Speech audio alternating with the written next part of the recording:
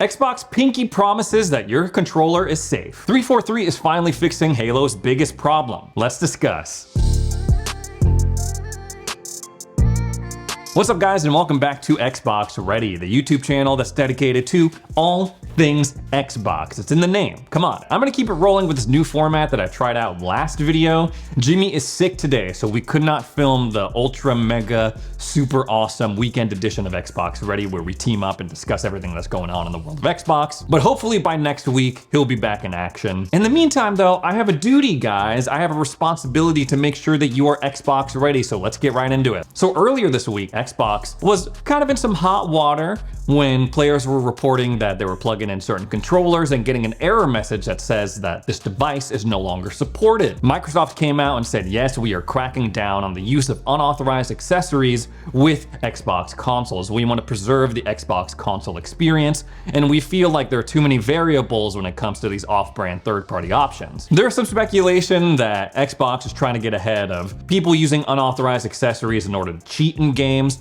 or that they were expanding their wireless compatibility with other third-party controller makers. And I did a little bit more research into this since we last talked about it. And what I've seen from talking with people and what people are saying online, it seems that at the center of this outrage is accessibility. It turns out there are a lot of Xbox owners out there that use certain unauthorized accessories in order to make the controller that suits them best. And obviously with this new stance that Xbox is taking, those accessories are now in jeopardy. They're in danger. An Xbox spokesperson has attempted to clear this up. They sent an email over to Gizmodo.com, which then reported it, and now I'm talking to you about it. They said if players are not receiving an error code when attempting to connect an accessory to their Xbox console, then their accessory will not be impacted. They go on to say there's no impact on license designed for Xbox devices listed on the Xbox Accessories Hub page, as well as those that currently connect with the Xbox Adaptive Controller. And they assured Gizmodo that accessibility accessories should still work even after this new policy rolls out on November 12th. But only the Xbox ones, right? So really they're only referring to in this situation the Xbox Adaptive Controller, which I don't really have a ton of experience with, but the general consensus is that it's pretty dang good at what it does and what it offers, but it's not like a magic bullet. But already we're seeing entire companies that make Xbox accessories that aren't quote unquote authorized. Their controllers and their accessories, they're essentially bricked at this point, like Brook Gaming. But unfortunately, it seems like Xbox is sticking to their guns. They're like, no, only authorized partners of the Xbox brand should have compatible accessories with our consoles. And it's probably one of those things where they're gonna be like, yeah, it's gonna piss off a certain percentage of our customers, of our console owners, but probably not enough for them to change their mind and reverse this policy. Hopefully for special cases, they'll be able to work something out, but it's looking like, guys, if your controller or your accessory is not on the list that they provide on this website, it's not gonna be working by the end of this month. Next up, let's talk about EA Sports. It's in the game. EA came out as an unexpected supporter of the Activision Blizzard acquisition, and this is kind of funny considering that there were claims going around that this deal, this acquisition by Microsoft, was universally hated by publishers and developers. In an interview with CNBC, the CEO of EA, Andrew Wilson, voiced his support for the deal. He says straight up, I think Microsoft and Activision is a great thing and means that one of the world's largest companies is going to continue to invest in our industry to help us grow the industry over time. But as we think about our position, certainly as an independent developer and publisher of the world's leading interactive entertainment content, we feel really good about our opportunity, and to the extent that there are opportunities for us to be acquisitive, we would of course look at those.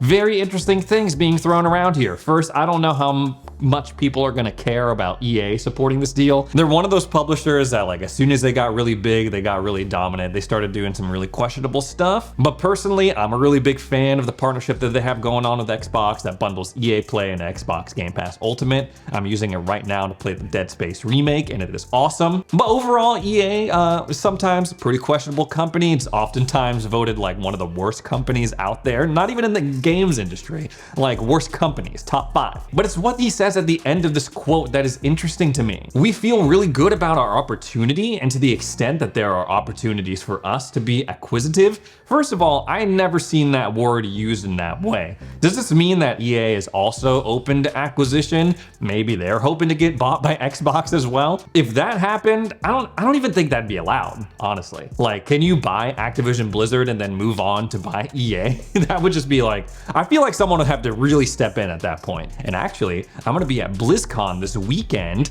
So if I see any of you, actually I think this video is going up after the fact that I'm going to BlizzCon, so scratch that. Hopefully I see some of you and we have a great time. Next up, Xbox had a rare victory in terms of sales over the PS5 in Japan, of all places. Japanese outlet Famitsu reported its weekly hardware sales in terms of the current gen consoles, which was then picked up and reported by VGC, and apparently Xbox Series X and S consoles sold 3,301 units last week, while the PS5 and PS5 Digital Edition only managed to sell 2,933. Now, I'm wondering if this is like a show of quote-unquote dominance by Xbox console sales, because, you know, 3,000 units doesn't seem like crazy, right? It's like pretty good for a week, I guess. But is it because Xbox had strong sales or because PS5 had weak sales? And I can't imagine that this would keep up, because with the release of the PS5 Slim later this month, I feel like the pendulum's gonna swing way back in Sony's favor, at least in Japan. But at the very least, it at least shows that there is some interest in the Xbox brand over in Japan, which was one of their big goals going into this generation. They were like, we're tired of getting our asses kicked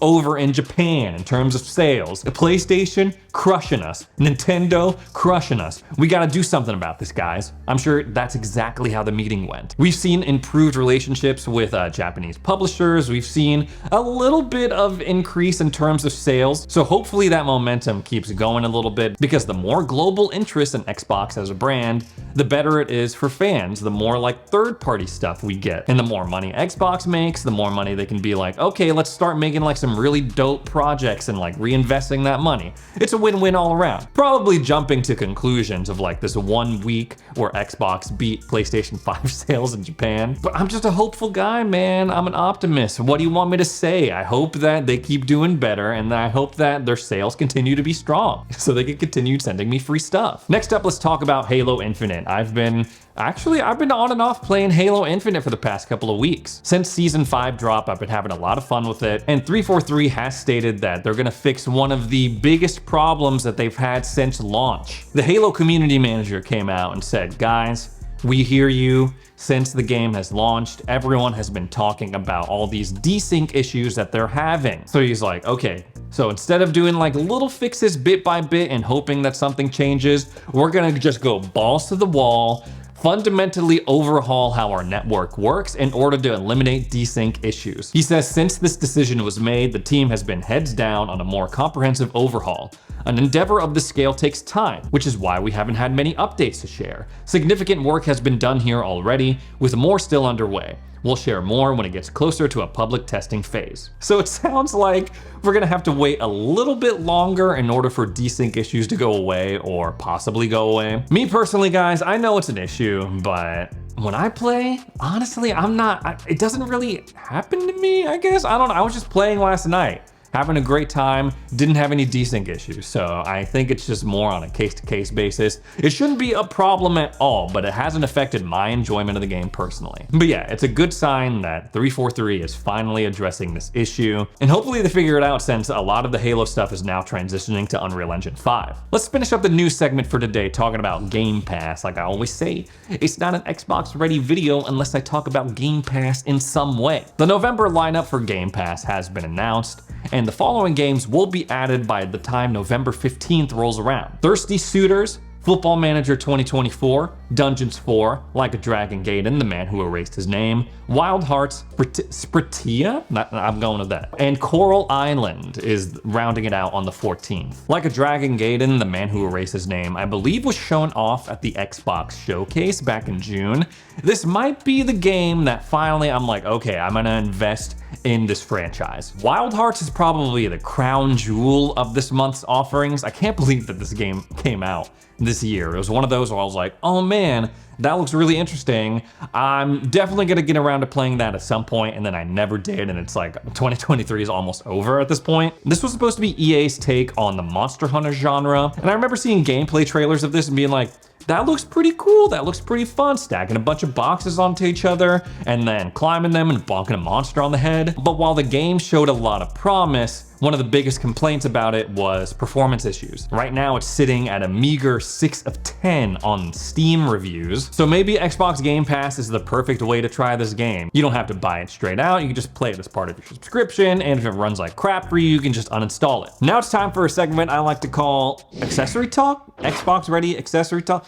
I don't know, I gotta get better at naming these segments, guys, I'm sorry. But anyway, I'm gonna show you 2 of the weirdest accessories that I own, and 1 accessory that I can't live without. First up is this thing. Now, what is this thing, you may ask? A very tiny Xbox Series X, a portable Xbox Series X, the handheld Xbox that we've been waiting for? No, none of that. This is actually a pencil holder. My wife ordered this for me off of Etsy. A cool accessory to have. It is weird, yes. It made me realize that I don't have a lot of pencils or pens in my apartment. It's just something that I don't really use, I guess, nowadays. I will say it is nicer quality than I feel like a lot of the things I find on Etsy or like personal like kind of knickknacks. First of all, it is like a perfect scaled down version of the Xbox Series X. And the pencil holders act as kind of like a, you know, it's like the fan that we all know and love on our Series X. And even if you turn it over on the back, it has like little like raised impressions of where the fans would be,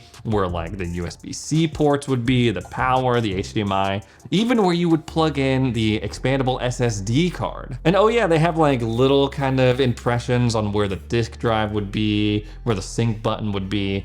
And I will say, pretty solid quality for, I think this was like 25 bucks at the time, I'm not sure. But as you can see, it's not plastic. I do like that. It's kind of like a tin-y material, kind of metallic looking material. So while I will say it is weird to me, I guess, could be cool to a lot of people. Next up are these things. They're like, I don't even know what to call them. They're like grip extender things. I think officially they're called, what are they even named? They're like C2Z grip extenders for your Xbox wireless controller. They also make them for the Xbox One controller and also for the DualSense, and I think for the DualShock 4. They were sent to me and the picture made them look like they were leather of some sort. I'm not sure, but they're like hard plastic. And even to get this controller into these grip extenders, I really had to like shove them in there, like really like, So I'm sure like if I take these off, the handles would be all scuffed up. And it's like, they got these weird little things where it's flat on the bottom so you can prop them up on your desk or a table. It's like a freestanding thing now. I don't know if I could long-term use this to play games on a controller, but I'm like, weirdly kind of feels nice for some reason. I don't know. Especially the way these like little flat things on the bottom hook up. It kind of feels like it's cradling my grip right here. It's weird. It's just weird. I guess worst case, it just kind of fixes a problem that doesn't really exist, I guess. It just like slightly makes the controller more comfortable at the cost of, again, like scuffing up your handles and stuff like that. Like it could be really cool if this thing slides on and off, because I guess if you add extenders to your controller handles, it could prevent wear and tear on the actual handles underneath this. And it's very specific because these are for the Xbox wireless controller. Obviously, you wouldn't be able to use this with an Elite Series 2 or anything else. So it's like, if you're getting these, if you're buying this, you're making a commitment to use just one type of controller, I guess. It's weird. Weird accessory. Now that I've talked to you about some of the weirdest accessories I own, let me tell you something that I cannot live without now. Now, I held out on buying one of these forever. I was like, dude, no, way too expensive. I hate that there's only one option when it comes to buying this thing. I'm talking about the Seagate expandable SSD card that you plug into the back of your console and then you get a couple more terabytes or maybe half a terabyte of storage. This is the 2 terabyte version. I know I kind of sprung for it kind of spoiled myself a little bit. But now that I have it, now that I use it, I'm like, dang, this is awesome. It's awesome having 3 terabytes of storage to play games with. I was one of those guys that was constantly like deleting games, re-downloading them, shuffling them back and forth between this hard drive that I have. And now that I have this, it's like I can just play games directly off of it. And I got some big honking games eating up storage on my Xbox console. Forza Motorsport, that's like what, 130 gigs? I just downloaded Modern Warfare 3. That was a crazy amount of space. Halo Infinite, that's a crazy amount of space as well. I thought I was safe for a little bit because I got this gaming laptop that I play all my PC games on. So I thought, okay, I'll split games between, you know, playing on my console, and then if I don't have enough space on my console, or if it's like a shooter or something, I'll download it on my laptop. But my laptop doesn't have a lot of storage either, so that quickly filled up as well. Now that I have this thing, I don't have to worry about it. And yes, it was a little bit on the pricey side. And yes, we are kind of waiting for the prices to go down on this and the WD Black Digital. But now that I have it, I'm like, ooh, I'm glad that I have it now. There is a little bit of good news when it comes to the price on this Seagate one specifically. There's an early Black Friday deal that discounts the 1 terabyte card by $70. So it's usually $220, now it's $150 if you buy it through Best Buy. And relatively, that's a pretty good deal, especially when you look at their 512 gigabyte card. That's usually around like 120 or something like that. So it's like